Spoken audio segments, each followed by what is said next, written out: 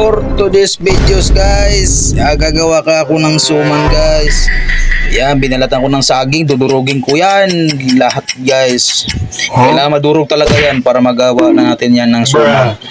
Pakita ko yan mamaya guys, paano gagawin ng suman guys. Yan, dinurog ko na lahat yan. Lalagyan ko ng 4 na itlog yan guys.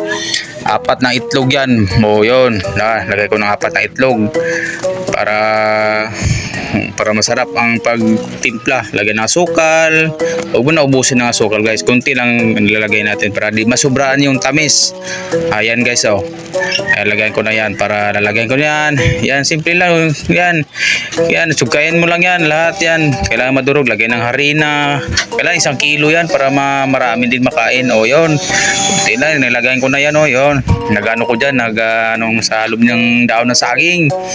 Yan guys, yan, nilagyan ko na talaga yan. Gagawin ko na lahat yan guys para makita talaga mamaya guys paano talaga yan.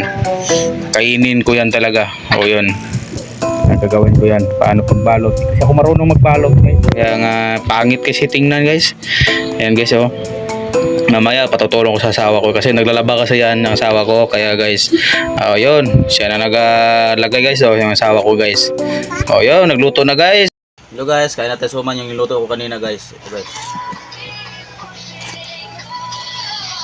Ito guys, sarap to guys, oh.